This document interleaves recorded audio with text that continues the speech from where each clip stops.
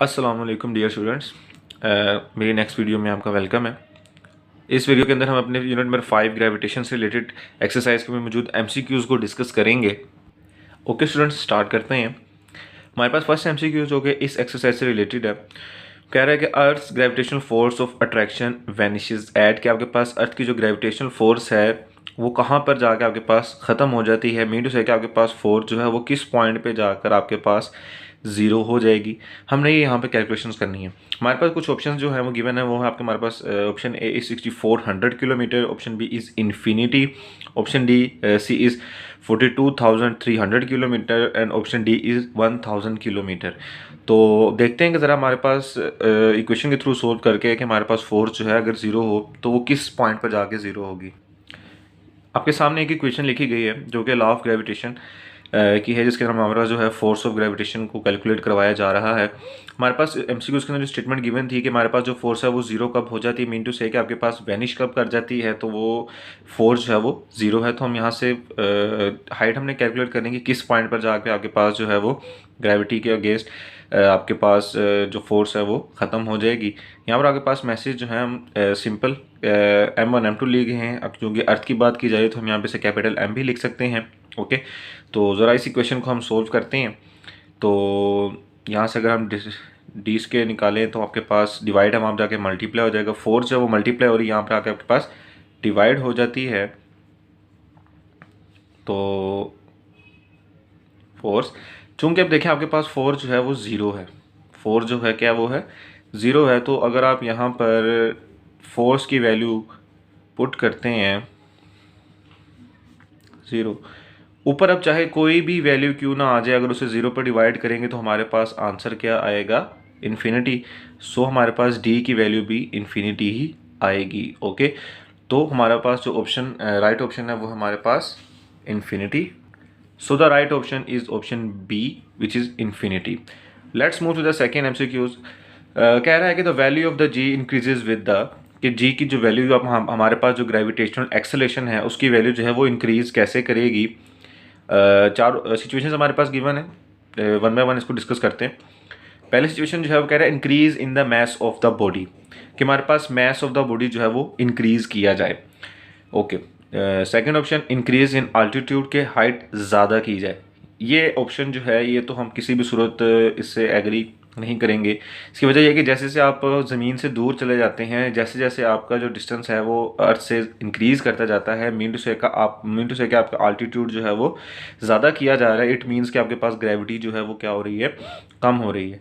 Decrease in the altitude, yes, decrease in the altitude mean to say कि आप gravity की तरफ आ रहे हैं, आप ग्रेविटेशन आपके ऊपर एक्ट कर रही है कंटिन्यूसली, आपके पास ग्रेविटेशन जो है वो इंक्रीज़ करती जाएगी। फोर्स ऑफ ग्रेविटेशन जो है मीन टू से कि आपका जो डिस्टेंस है वो अर्थ के साथ क्या हो रहा, कम हो रहा होगा, तो इस लिहाज से आपके पास जो है वो फोर्स इंक्रीज़ करेगी। इसको हम रिलेट करते हैं कि हमारे पास जो फोर्स ऑफ ग्रेविटेशन है, ठीक है, वो हमारे पास डिपेंड एक्चुअली किस पे कर रही होती है, M1 M2 ओवर डी के, यहाँ पे आगे पास एक ग्रेविटेशन कांस्टेंट G होता है। ठीक है, तो हमारे पास जो फोर्स है वो रिलेट करती है आपके पास D के साथ, क्योंकि यहाँ पे फोर्स आपके पास किसके इक्वल आ जाती है, mg और कैपिटल M1 जब भी और डी के। अब यहाँ पे आपको नज़र आ रहा होगा ग्रेविटल जो आपके पास ग्रेविटेशन एक्सेलरेशन है एक्चुअली किस पे डिपेंड कर रहा है, आपके डिस्टेंस पे डिपेंड कर रहा है। ओके, तो जैसे आपके पास डिस्टेंस, चूंकि ये इन्वर्स रिलेशन में है, तो आपके पास जैसे जैसे डिस्टेंस आपके पास ज़्यादा होता जाएगा तो उस लिहाज से आपके पास ग्रेविटेशन जो है,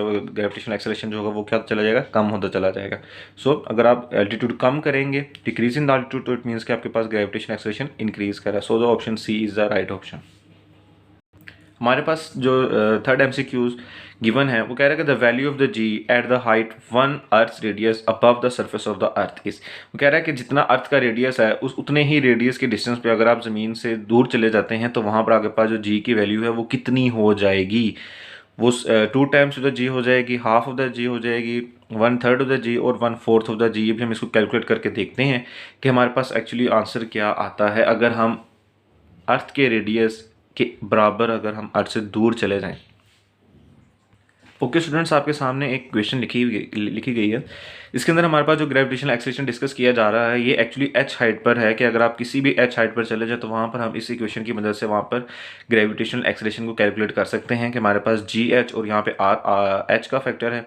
R is the radius of the earth, capital M is the mass of the earth, capital G is gravitational constant. Okay, तो यहाँ पर जो एच है ये रिलेट कर रहे हैं कि आप किस हाइट पर जाएंगे, तो उस लिहाज से आपके पास जो है वो एक्सेलेशन ग्रेविटेशनल एक्सेलेशन जो है वो वेरी करेगा।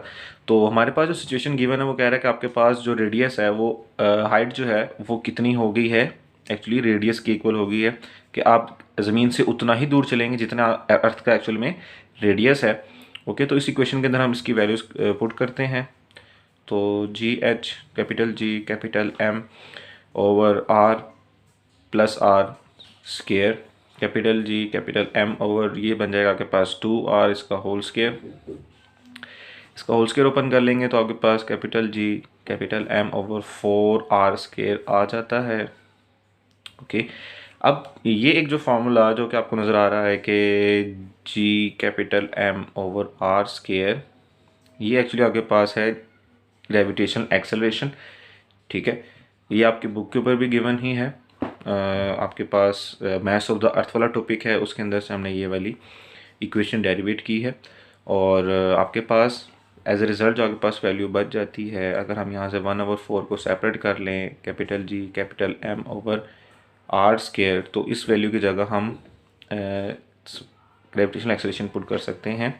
तो हमारे पास ग्रेविटेशनल एक्सेलरेशन एट हाइट, जहाँ पे आपके पास अगर रेडियस आपका हाइट जो है वो अर्थ ऑफ द रेडियस के इक्वल हो जाए, तो हमारे पास जो ग्रेविटेशनल एक्सेलरेशन उस हाइट पर जो आएगी वो हो जाएगी 4 टाइम हाफ 1/4। ओके, सो देखते हैं हमारे पास ऑप्शन कौन सा ठीक। So the right option is option D. Next MCQs number 4, उसके अंदर हमसे कहा जा रहा है कि the value of the G on the moon's surface is 1.6 metres per second square. What will be the weight of the 100 kg body on the surface of the moon. हमें पता है कि क्योंकि हमारे पास जो ग्रेविटेशनल एक्सेलरेशन है वो वेरी करता है। ठीक है, हर प्लैनेट का जो है ग्रेविटेशनल एक्सेलरेशन डिफरेंट है। तो यहाँ पर मून के लिए जो आपके पास ग्रेविटेशनल एक्सेलरेशन गिवन है वो है 1.6 मीटर्स पर सेकंड स्क्वायर। वो कह रहा है कि अगर आपके पास मून पर 100 kg मैस का ऑब्जेक्ट पड़ा है तो उसका वेट आपके पास कितना होगा वो आपने कैलकुलेट करके बताना है। ये हमारे पास डेटा जो है इस एमसीक्यूज के अंदर गिवन है और हमसे पूछा जा रहा है कि उस ऑब्जेक्ट का आपने वेट कैलकुलेट करना है। तो आपको पता है कि वेट जो है उसका फॉर्मूला होता है mg।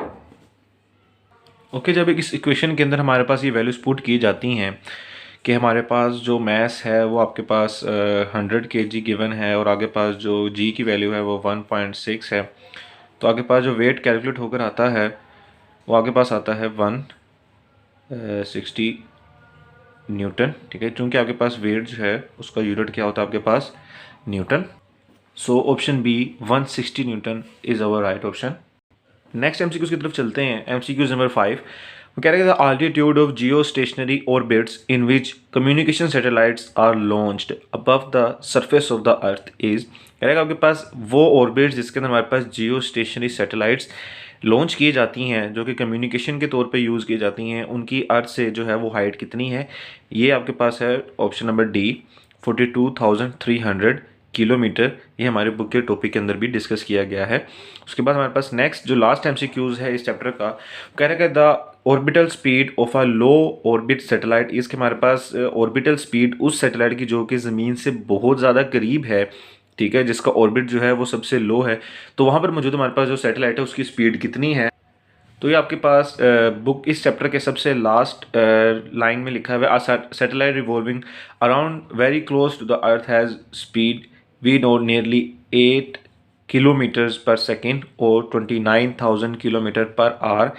8 kilometres per second mean to say कि 1000 मीटर्स पर सेकेंड आपके पास इस सैटेलाइट की स्पीड होगी। चूँकि यहाँ पर हमारे पास प्रीफिक्स कोई भी यूज़ नहीं किया गया तो हमारे पास option D is the right option जो कि 8000 मीटर पर सेकेंड है।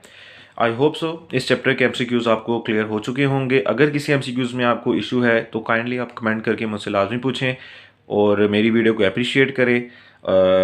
इंशाल्लाह फिर मुलाकात करेंगे नेक्स्ट वीडियो में, तब तक अपना ख्याल रखें। खुदा हाफिज़।